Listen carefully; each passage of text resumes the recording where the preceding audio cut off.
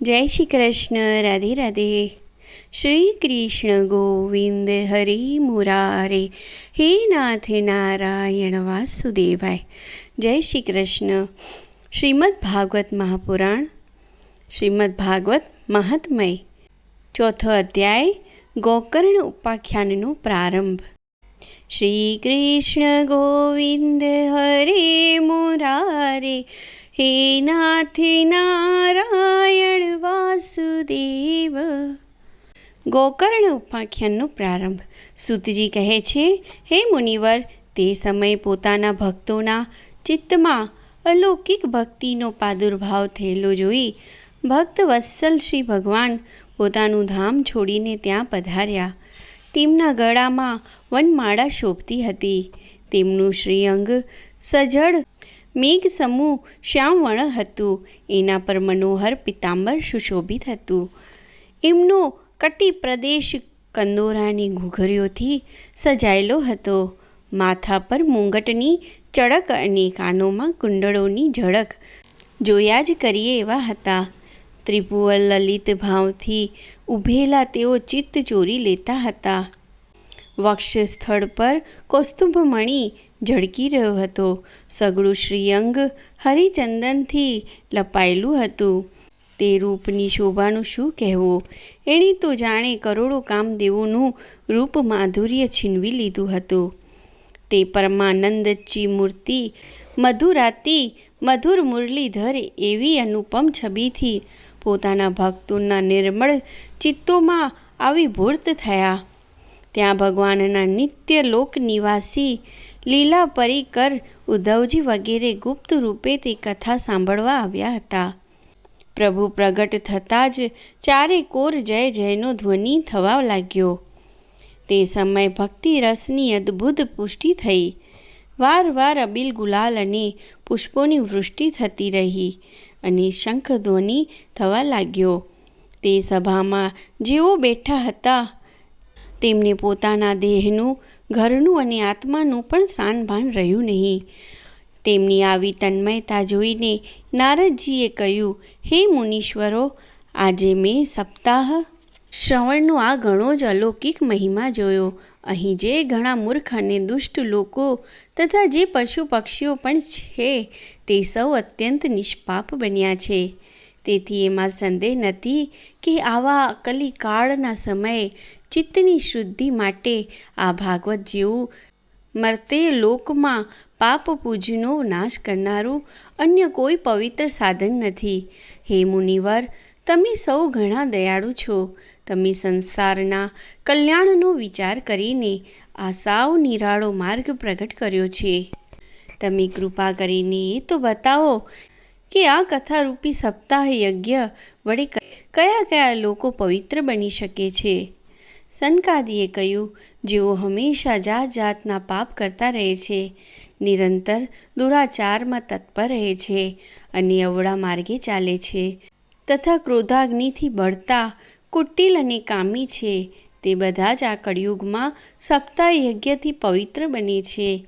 આ ઉપરાંત જેઓ સત્યહીન છે, માતા પિતાની નિંદા કરનારા છે, તૃષ્ણાથી વ્યાકુળ છે, આશ્રમ ધર્મ ત્યજી દેનારા છે, દંભી છે, દ્વેષ કરનારા અને હિંસા કરનારા છે, તે લોકો પણ આ કળિયુગમાં સપ્તાહ યજ્ઞથી પવિત્ર બની છે. જેઓ મદિરાપાન, બ્રહ્મહત્યા, સોનાની ચોરી, ગુરુ પત્ની ગમન અને વિશ્વાસઘાત આ 5 મહાપાપ કરનારા છે, છળ કપટ કરનારા છે, ક્રૂર અને પિશાચ જેવા નિર્દય છે, બ્રાહ્મણોના ધનથી પુષ્ટ થનારા અને વ્યભિચારી છે, તે લોકો પણ કળિયુગમાં સપ્તાહ યજ્ઞથી પવિત્ર બને છે. જે દુષ્ટો હંમેશા હઠપૂર્વક મન, વાણી અને શરીરથી પાપ કરે છે, બીજાઓના ધનથી જ પુષ્ટ થાય છે તથા મેલા મનના અને દુષ્ટ આશયના છે, તેઓ પણ કળિયુગમાં સપ્તાહ યજ્ઞથી પવિત્ર બને છે. હે નારદજી, હવે અમે તમને આ બાબતમાં એક પ્રાચીન ઇતિહાસ કહી સંભળાવીએ છીએ. તે સાંભળવા માત્રથી પણ બધા પાપો નાશ પામે છે. પહેલાંના સમયે તુંગભદ્રા નદીના કિનારે એક સુંદર નગર હતું. ત્યાં બધા જ વર્ણોના લોકો પોતપોતાના ધર્મોનું આચરણ કરતા રહીને સત્ય અને સત્કર્મમાં તત્પર રહેતા હતા. તે નગરમાં આત્મદેવ નામે એક બ્રાહ્મણ રહેતો હતો. તે સાક્ષાત દ્વિતીય સૂર્ય સમાન તેજસ્વી હતો. તે વેદ વિદ્યા વિશારદ અને શ્રોત સ્માર્ત કર્મમાં નિપુણ હતો. તે ધનવાન હતો અને પુરોહિત કર્મ કરીને જીવન વ્યતીત કરતો હતો. તેની પ્રિય પત્ની ધુંધુલી ખાનદાન અને રૂપાળી હતી, પણ હંમેશા પોતાની વાતને વળગી રહેનારી હતી. તે લોકોની વાતો કરવામાં રત રહેતી અને તેનો સ્વભાવ ક્રૂર હતો. મોટાભાગે કંઈ ને કંઈ બબડ્યા કરતી હતી. ઘરકામમાં કુશળ હતી, પણ કંજૂસ અને કંજિયાખોર હતી. આમ એ બ્રાહ્મણ દંપતી પ્રેમથી પોતાના ઘરમાં રહેતા હતા અને વિહરતા હતા. તેમની પાસે ઘણું ધન અને ભોગવિલાસની પર્યાપ્ત સામગ્રી હતી. ઘર બાર પણ સુંદર હતું, પરંતુ તેનાથી તેઓ સુખી ન હતા. જ્યારે ઉંમર ઢળતી થઈ ત્યારે તેમણે સંતાન પ્રાપ્તિ માટે જાત જાતના પુણ્ય કાર્યો શરૂ કર્યા અને તેઓ દિન દુઃખીઓને ગાય, ભૂમિ, સુવર્ણ વસ્ત્ર વગેરેનું દાન કરવા લાગ્યા. આ રીતે તેમણે ધર્મના માર્ગે પોતાનું અડધું ધન ખર્ચી નાખ્યું. તો પણ તેમને પુત્ર કે પુત્રીનું મોં જોવા ન મળ્યું. તેથી તે બ્રાહ્મણ ઘણો જ ચિંતાતુર હતો. જય શ્રી કૃષ્ણ. શ્રી કૃષ્ણ ગોવિંદ હરે મુરારે, હે નાથ નારાયણ વાસુદેવ. શ્રી કૃષ્ણ ગોવિંદ હરે મુરારે, હે નાથ નારાયણ વાસુદેવ. આ કથા આપણે અહીંયા સમાપ્ત કરીએ છીએ.